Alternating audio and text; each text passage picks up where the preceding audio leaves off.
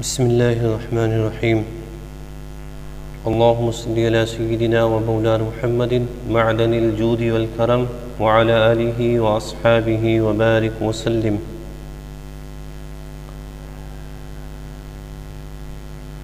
نبی کریم علیہ السلام کے نسب کے حوالے سے اور آپ کے خانوادے کے حوالے سے پہلا جو تذکرہ تھا وہ جناب ہاشم کا تھا، ٹھیک ہے نا۔ جناب ہاشم کون تھے؟ نبی کریم علیہ السلام کے جد اعلیٰ، نبی کریم علیہ السلام کے جد اعلیٰ۔ اب ہیں نبی کریم علیہ السلام کے جد، یعنی آپ کے دادا عبد المطلب، مطلب، ٹھیک ہے نا۔ بعض اس کو مطلب بھی پڑھتے ہیں، مطلب بھی پڑھ دیتے ہیں، یہ غلط ہے پڑھنا۔ مطلب، عبد المطلب۔ اب وہاں ہم جناب ہاشم کے حوالے سے ذکر ہم کر چکے تھے کہ سقایا اور رفادہ، یعنی حجاج کرام جو حج کے موسم میں آتے تھے ان کی میزبانی کرنا، انہیں پانی وغیرہ پلانا، وہ ان کی ذمہ داری تھی، یعنی ہاشم کی، ٹھیک ہے۔ تو اب ہاشم سے یہ جو منصب ہے وہ آیا جناب ہاشم کے جو بھائی ہیں مطلب ان کے پاس، کیونکہ جناب ہاشم کا انتقال ہو چکا تھا۔ اب جناب ہاشم سے یہ ذمہ داری کس کی؟ سقایا کی، سقایا اور رفادہ، یہ ذمہ داری آ گئی آپ کے بھائی مطلب کے پاس۔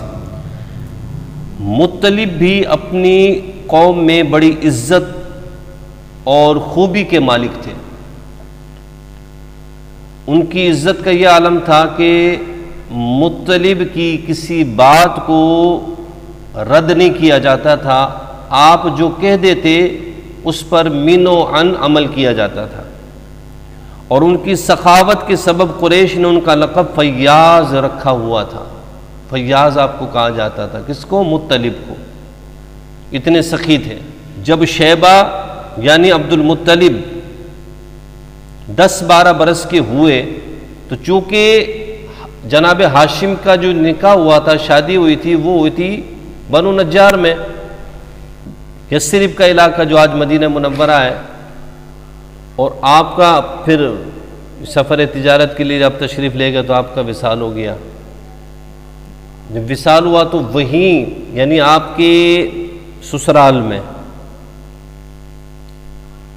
بیٹے کی ولادت ہوئی، شیبہ، ٹھیک ہے نا۔ اب یہ شیبہ کی جو ولادت ہوئی اس کے بارے میں کسی کو علم نہیں تھا کہ جناب ہاشم نے وہاں شادی کی ہے اور ان سے ایک بیٹا پیدا ہوا ہے۔ تو یہ ذمہ داریاں جب مطلب کے پاس آئی ہیں تو جناب مطلب جو ہے ان کو علم ہوا کہ ان کا بھتیجا ہے جو بنو نجار میں ہے، کیونکہ ان کے بھائی ہاشم نے وہاں پر شادی کی ہے اور ان سے ایک بیٹا ہے۔ انہیں جب علم ہوا تو اس وقت عبد المطلب کی جو حضور کے دادا ہیں ان کی عمر تھی 10 یا 12 برس کی۔ تو جناب مطلب کو جب پتہ چلا نا کہ ایسے ایسے میرا بھتیجا ہے تو آپ ان کو لینے کے لیے روانہ ہوئے۔ جب یثرب کے قریب پہنچے اور جناب شیبہ پر جب نظر پڑی، یعنی عبد المطلب پر جب نظر پڑی تو آپ رو پڑے، اشک بار ہو گئے۔ آگے دوڑ کر انہیں اپنے سینے سے لگایا اور پھر اپنی سواری پر بٹھا کر کے مکہ کے لیے روانہ ہو گئے۔ لیکن شیبہ جو ہے نا وہ مطلب کے ساتھ جانے سے انکاری ہوئے، آپ کے ساتھ نہیں جا رہے تھے۔ کیوں؟ اس لیے کہ آپ نے فرمایا میں اپنی والدہ کی اجازت کے بغیر آپ کے ساتھ نہیں جا سکتا۔ تو جناب مطلب جو ہے آپ کی والدہ کے پاس آئے۔ والدہ کون تھی؟ سلمہ بنت عمر۔ والدہ کون تھی؟ سلمہ بنت عمر۔ یہ نبی کریم علیہ السلام کی دادی ہیں، حضور نبی کریم علیہ السلام کی دادی ہیں، جناب ہاشم کی زوجہ ہیں، پردادی، ٹھیک ہے نا۔ تو جب آپ نے اپنی والدہ سے جناب مطلب نے جب اجازت مانگی نا جناب سلمہ بنت عمر سے تو آپ نے منع فرما دیا. تو جناب مطلب نے ان سے کہا کہ میں انہیں اپنے ساتھ مکہ لے کر کے جا رہا ہوں. کیوں؟ اس لیے کہ ان کے والد کی حکومت ہے وہاں اور حرم کے کچھ انتظامات ہیں جو ان کے والد کے ذمے تھے. تو میں انہیں وہاں لے کر کے جا رہا ہوں کہ وہ ساری ذمہ داریاں پھر ان کے سپرد کی جائیں اور وہ حکومت بھی انہی کے سپرد کی جائے. تو جب بات آئی حرم کی ذمہ داری کی تو آپ کی جو والدہ تھی نا سلمہ بنت عمر جناب عبد المطلب کی، تو انہوں نے جانے کی اجازت آپ کو عطا فرما دی. ٹھیک ہے نا. تو جناب مطلب جو ہے آپ کو اپنے اونٹ پر بٹھا کر مکہ لے آئے. مکے والوں نے جب دیکھا نا تو کہا کہ یہ عبد المطلب ہے. عبد کہتے ہیں غلام کو، مطلب آپ کا نام تھا، یعنی مطلب کا غلام. تو جناب مطلب سے کہا کہ یہ آپ کے غلام ہیں، عبد المطلب ہے. آپ نے فرمایا نہیں یہ میرا بھتیجا ہے، میرے بڑے بھائی ہاشم کا یہ لڑکا ہے. پھر شیبہ نے مطلب کے پاس پرورش پائی اور جوان ہوئے. اس کے بعد جب جناب مطلب کا وصال ہوا نا تو ان کے چھوڑے ہوئے تمام منصب جو تھے وہ جناب عبد المطلب کو حاصل ہو گئے. جناب عبد المطلب نے اپنی قوم میں جو عزت اور شرف حاصل کیا نا وہ ان کے آباء و اجداد میں سے وہ عزت، وہ شرف، وہ مقام اور کسی کو حاصل نہیں ہوا. کیونکہ نبی کریم علیہ السلام کے دادا ہیں. انہی سے جناب سیدنا عبداللہ رضی اللہ تعالیٰ عنہ کی ولادت ہوئی ہے اور ان سے اللہ کے پیارے محبوب علیہ السلام پیدا ہوئے. ٹھیک ہے نا. تو جو عزت، جو وقار، جو وجاہت جناب عبد المطلب کو حاصل ہوئی آپ کے کسی آباء و اجداد میں کسی کو حاصل نہیں ہوئی. قوم نے انہیں اپنی عزت اور وقار کا محور بنایا اور ان کی بڑی عزت و قدر کی. جب جناب عبد المطلب کا وصال ہوا نا تو نوفل جو تھے انہوں نے عبد المطلب کے صحن پر غاصبانہ قبضہ کر لیا. عبد المطلب نے قریش کے کچھ لوگوں سے اپنے چچا کے خلاف مدد چاہی. یہ چچا تھے جناب عبد المطلب کے. چچا کا مطلب مطلب کے بھائی ہیں. جو مطلب کا جب انتقال ہوا تو مطلب کے اب صحن پر انہوں نے قبضہ کر لیا. اب قبضہ جو تھا نا وہ غاصبانہ تھا، زمین جو تھی وہ عبد المطلب کی تھی. ٹھیک ہے نا. تو عبد المطلب نے قریش کے کچھ لوگوں سے اپنے چچا کے خلاف جو ہے نا مدد مانگی کہ میرے مدد کریں، میرے زمین کو جو ہے نا غاصبان انہوں نے قبضہ کر لیا ہے. تو کسی نے آپ کی مدد نہیں کی. تو عبد المطلب نے بنی نجار میں اپنے ماموں کو کچھ اشعار لکھ کر کے بھیجے جن میں انہوں نے یہ درخواست کی کہ ایسے ایسے میرے ساتھ معاملہ ہو گیا ہے، لہٰذا میری مدد کریں اور میرا حق مجھے دلوا کر دیں. جب یہ خبر ان کے ماموں کو ملی نا تو ابو سعد بن ادے یا عدی 80 سوار لے کر کے روانہ ہوئے. مکہ کے قریب ابتاح ایک مقام کا نام ہے، وہاں یہ ابو سعد اترے ہیں جو عبد المطلب کے ماموں ہیں، یعنی سلمہ بنت عمر کے بھائی ہیں. اور کہا ماموں جان گھر تشریف لے چلیں. تو ابو سعد نے کہا نہیں، اللہ کی قسم یہاں تک کہ نوفل سے میں نہ مل لوں تب تک میں گھر نہیں جا سکتا. اس کے بعد ابو سعد آگے بڑھا اور نوفل کے سر پر آ کر کے کھڑا ہو گیا. نوفل جو تھا اس وقت حتیم میں قریش کے سرداروں کے ساتھ بیٹھا ہوا تھا. تو ابو سعد نے تلوار جو ہے وہ نیام سے نکال کر کے نوفل کو جو ہے للکارا کہ اس گھر کے رب کی قسم اگر تم نے میرے بھانجی یعنی عبد المطلب کی زمین واپس نہ کی تو تلوار تمہارے اندر پیوست کر دوں گا. تو نوفل جو ہے نا وہ گھبرا گیا. اس نے تمام جو مشائخ قریش تھے، سردار تھے، ان کو گواہ بنا کر کے وہ جو صحن تھا، وہ جو زمین تھی، وہ جناب عبد المطلب کو واپس کر دی.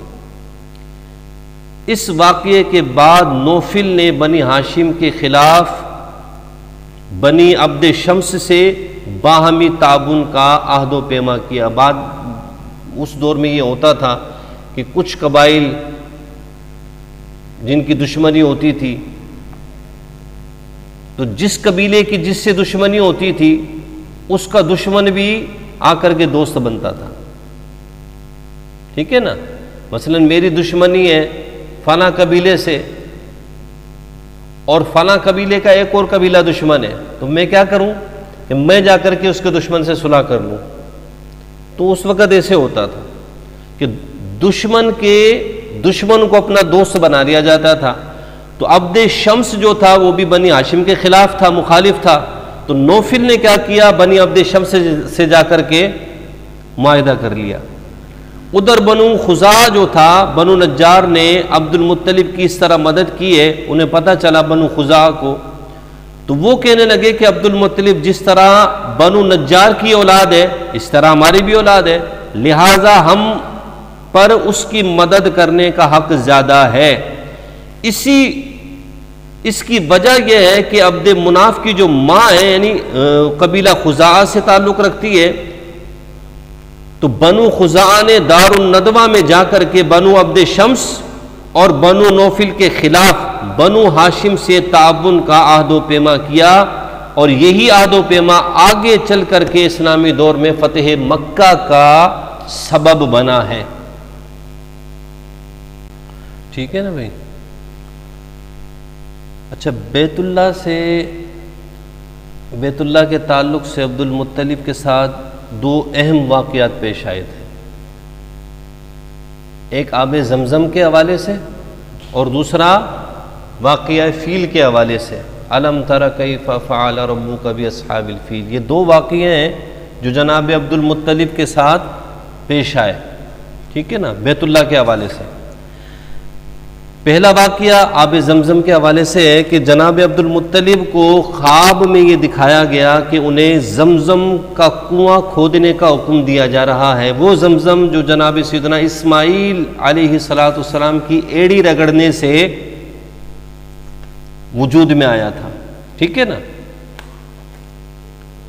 تو خواب میں آپ کو یہ حکم دیا جا رہا ہے کہ آپ اس زمزم کے کنویں کو کھودیں۔ آپ جب خواب سے بیدار ہوئے تو بیدار ہونے کے بعد آپ نے کھدائی کروائی اس جگہ کی جو جگہ آپ کو خواب میں بتائی گئی، یعنی یہ خواب بھی آیا کہ کنواں کھودنے کا حکم دیا جا رہا ہے اور خواب ہی میں اس جگہ کی تعین یعنی تعین بھی کیا گیا، بتایا گیا کہ یہ وہ جگہ ہے کہ جہاں سے آپ نے آب زمزم کا کنواں کھودنا ہے۔ تو آپ بیدار ہوئے تو بعینی ہی اسی جگہ پر جا کر کے آپ نے کھدائی شروع کی۔ جب کھدائی شروع کی تو آہستہ آہستہ کچھ چیزیں برآمد ہوتی گئیں۔ بنو جرہم قبیلہ ایک قوم گزری ہے، جب انہوں نے مکہ چھوڑا ہے تو مکہ چھوڑتے وقت انہوں نے اپنی تلواریں، اپنی زرہیں، سونے کے 2 ہرن تھے سونے سے بنے ہوئے، وہ سب اس آب زمزم کے کنویں میں انہوں نے دفن کر دیے تھے۔ جب جناب عبد المطلب نے آب زمزم کے کنویں کی کھدائی شروع کی تو یہ زرہیں نکلی، تلواریں نکلی، اور یہ دونوں ہرن جو تھے سونے کے یہ بھی برآمد ہوئے۔ تو جناب سیدنا عبد المطلب نے تلواروں سے کعبے کے دروازے کو بنایا، ڈھالا، اور سونے کے دونوں ہرن بھی دروازے ہی میں فٹ کروا دیے۔ باقی رہا آب زمزم، تو آب زمزم کا کنواں جو کھدوایا تھا نا آپ نے، اس کو حاجیوں کے لیے پلانے کے لیے آپ نے اس کو مخصوص کر دیا۔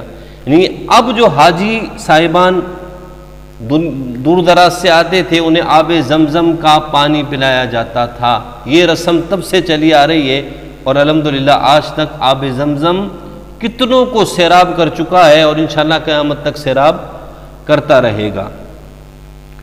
کھدائی کے دوران یہ واقعہ بھی پیش آیا کہ جب زمزم کا کنواں نمودار ہو گیا تو قریش نے عبد المطلب سے جھگڑا شروع کر دیا اور مطالبہ کیا کہ ہمیں بھی کھدائی میں شریک کیا جائے، چونکہ یہ حکم صرف سیدنا عبد المطلب کے لیے تھا اور کسی کے لیے نہیں تھا، مخصوص یہ عبد المطلب کے لیے حکم تھا۔ تو جناب عبد المطلب نے کہا کہ میں ایسا نہیں کر سکتا، اس کام کے لیے اللہ نے مجھے مخصوص کیا ہے تو میں ہی اس کام کے لیے ہوں، میں کسی کو اپنا شریک نہیں بناؤں گا۔ لیکن قریش جو تھے نا وہ باز نہ ہے، انہوں نے فیصلہ کیا کہ بنو سعد قبیلے کی ایک کاہنہ ہے، عورت کاہنہ، جس طرح یہ جادوگر ہوتے ہیں نا، یہ حساب و کتاب علم العادات کے ذریعے، علم نجوم کے ذریعے، فلاں کے ذریعے، تو بنو سعد قبیلے کی ایک کاہنہ عورت تھی، اس کے پاس جانے کا فیصلہ کیا قریش نے، اور لوگ مکہ مکرمہ سے روانہ کیے۔ کچھ لوگ راستے میں جب یہ پہنچے نا تو انہیں کچھ علامتیں ظاہر ہوئی، ان علامتوں کے ظاہر ہونے سے ان پر ایک چیز یہ واضح ہو گئی کہ زمزم کا جو یہ کام ہے نا، یہ اللہ رب العزت کی طرف سے، قدرت کی طرف سے یہ اشارہ ہے، اور قدرت ہی کی طرف سے اس کو عبد المطلب کے ساتھ خاص کیا گیا ہے، اس لیے راستے ہی سے وہ لوگ پلٹ آئے۔ یہی وہ موقع تھا جب جناب عبد المطلب نے نظر مانی تھی کہ اگر اللہ نے انہیں 10 لڑکے عطا کیے اور وہ سارے کے سارے 10 کے 10 لڑکے اس عمر کو پہنچ جائیں کہ ان کا بچاؤ کر سکیں، یعنی اپنے والد کی طاقت بن سکیں، اپنے والد کی ڈھال بن سکیں، تو ان میں سے ایک بچہ جو ہے نا میں اللہ کی راہ میں قربان کروں گا۔ وہ ایک بچہ کون تھا؟ وہ جناب سیدنا عبداللہ تھے، حضور نبی کریم علیہ الصلوۃ والسلام کے والد، کیونکہ سب سے چھوٹے آپ ہی تھے۔ تو یہاں تک یہ ایک واقعہ ہے، انشاءاللہ دوسرا واقعہ ہم کل ذکر کریں گے۔ اللہ تعالیٰ سے دعا ہے کہ اللہ رب العزت ہمیں مستفید ہونے کی توفیق عطا فرمائے۔ وما علینا الا البلاغ۔